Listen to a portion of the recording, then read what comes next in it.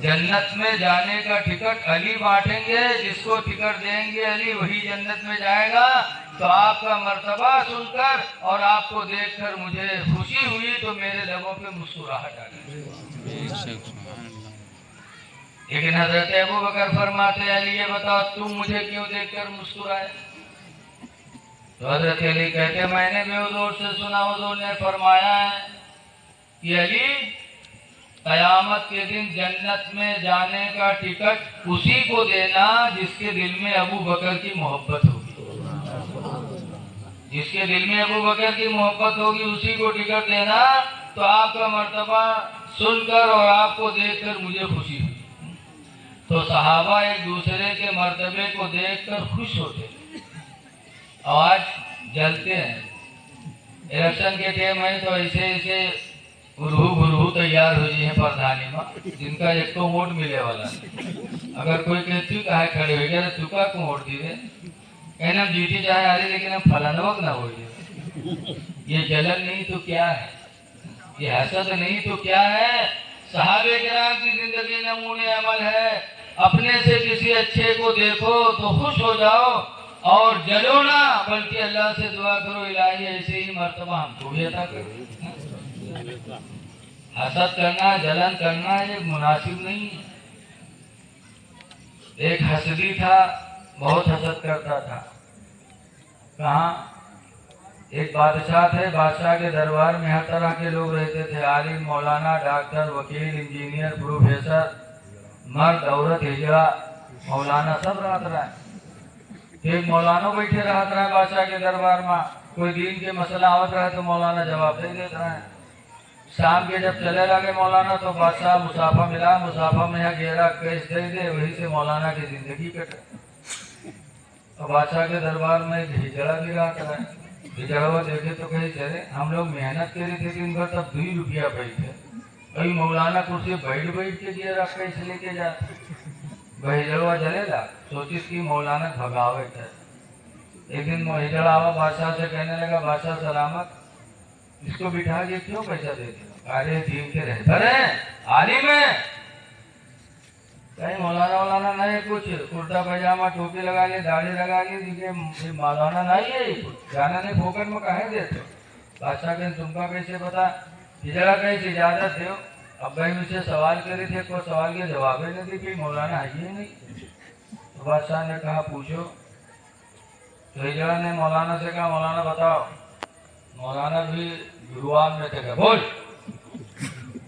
तो हिजड़ा कहे बताइए दुनिया का बीचों बीच हिस्सा कहाँ है? हम मौलाना का बढ़ाने जानत रहे। नमाज के तरीका पूछी, वजू पूछी, गुस्ल पूछी तो बताए दे। और दुनिया के बीचों बीच हिस्सा हम आए नहीं तकरीर करे बड़ाहरा गंजन, और सवेरे बहरे जो हुआ कोई पूछे बड़ाहरा गंजन गिरा हुआ के बीचों बीच हिस्सा कहाँ रहा है, तो हम बताए देवे। हम एक में तकरीर करेंगे रान की फीता लेके नापेंगे रान। और मौलाना साहब से पूरी दुनिया का बीचों बीच हिस्सा। हम मौलाना साहब फल बढ़ाने कहीं और कोनो सवाल है सोची निकलने बताए को तो दूसर का बता देगा।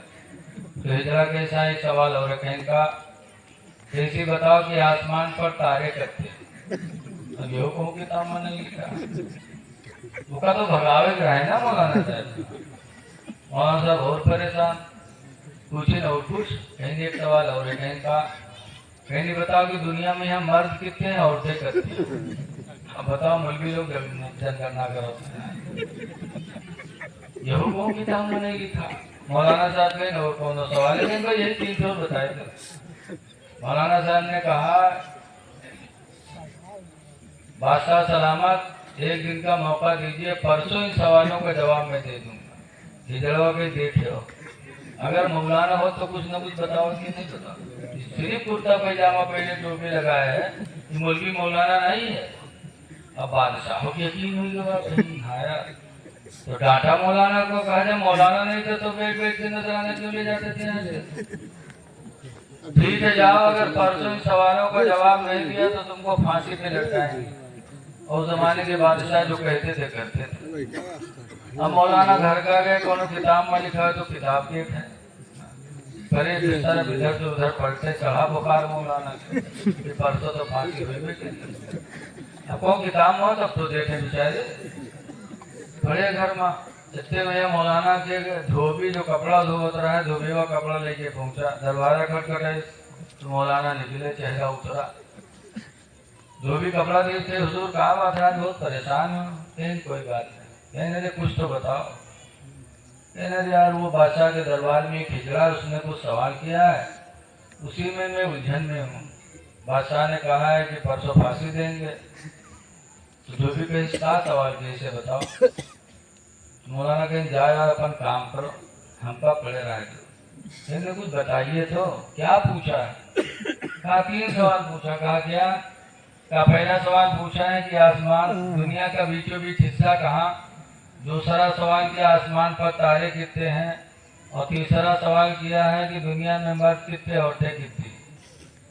धोबी ने कहा बस हाँ कहीं के लिए आप काहे परेशान है जाओ सो आराम से परसों जब जाइएगा वहाँ से पूछेंगे तो आप कहिएगा छोटे छोटे सवाल हैं ये मेरे शान के लायक नहीं ऐसे छोटे सवालों का जवाब तो मेरा धोबी बताएगा और मैं आगे बता दूंगा मौलाना कहीं नारे जिंदगी भर हम पढ़े पढ़ाए हमका नहीं पता है तू कैसे जाना तेरे कहीं सब जानी थे नहीं बताओ कहीं नहीं ना बते मैं हूँ ही बते मौलाना कहीं सही बता रहे ऐसे तो परसों तक हम सोच अगर जान पे तो हुआ जेबे ने भाग के तुम अपन जान बचाने की कोशिश कर और तुझे कहे चले जी हुआ तू न जाओ काम तमाम हो जाए हमारा तो दुबेवा कहे घबराओ ना मैं बेवफा नहीं हूँ मैं बावफा हूँ कहे दुबेवा को तसल्ली दी तीसरे दिन मौलाना गए बादशाह के दरबार में हिजावा ताक में खड़ा रहे यार तो भगा ही कहे मौलवी का जैसे पहुंचे वैसे हिजर आ गया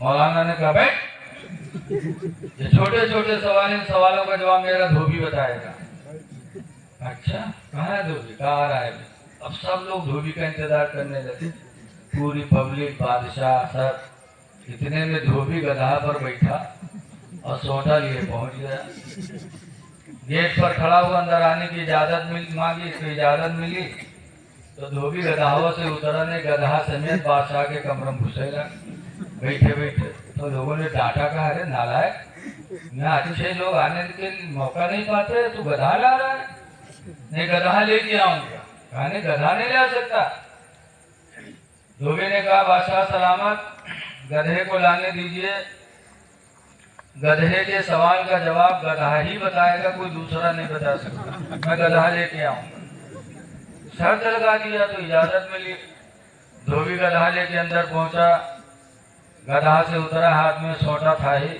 पूछा हिजड़ा कहाँ है आया सामने कहा क्या है तेरा सवाल क्या बताइए कि दुनिया का बीचों बीच हिस्सा कहाँ है तो जहाँ बादशाह की कुर्सी पड़ी रहे हुए कुर्सी से धोबीवा सोटा से नापक शुरू की इधर के कमरा नापे सीधर नापे नाप नूप के अलावा सोटा ठड़िया दी हिजड़ा सुन दुनिया का बीचों बीच हिस्सा यही है जहाँ बादशाह की कुर्सी पड़ी है और ना मान तो नाप के देख ले इधर की दुनिया नाप ले इधर के नाप लेकर पता चल जी तो हिजावा नाप कहाँ सकत रहा है यहाँ गोरखपुर नापे कह दे तो हालत खराब हुई थी और दुनिया कहने ने यही कहा तो जनते हो नहीं रहा कहने यही है दुबिया कहने अगर शख्स हुआ है तो नाप के देख ले कहने ने यही है दुबिया पूछिए दूसरा सवाल क्या है क्या ये बताइए कि आसमान में तारे कितने हैं धोबीवा गधावा के पूछ ली पकड़ और पूछ पकड़े के बाद कहा था हिजड़ा सुन गधे की पूछ को छोड़ करके इसके बदन में जितने बाल हैं उतनी ही आसमान में तारे हैं और ना मान तो गिन के देख ले तो कहने ना मान तो गिन के देख ले बताओ गधा बाल तो गिन पाई भैंसक बाल तो गिन न पाई जनता नहीं ऐसे मौलाना भगावे के लिए सब तरीके से दुबिया कहने ने अगर शख्स सुबह है तो गिनते कहने अच्छा है हिजड़ा ने धोबी ने पूछा तीसरा सवाल क्या है हिजड़ा ने कहा तीसरा सवाल ये है कि दुनिया में मर्द कितने औरतें कितनी है धोबी आंखें बंद की तो गिनती गिने शुरू की 1 2 3 4 5 6 7 8 9 10 11 12 13 14 15 16 17 फिर छोड़ दी फिर शुरू से गिने लगा 1 2 3 4 5 6 7 8 9 10 11 12 13 14 15 16 17 फिर छोड़ दी, फिर गिने लगा। 2-3 दफा गिनते गिने छोड़िस, गिनते गिने छोड़िस।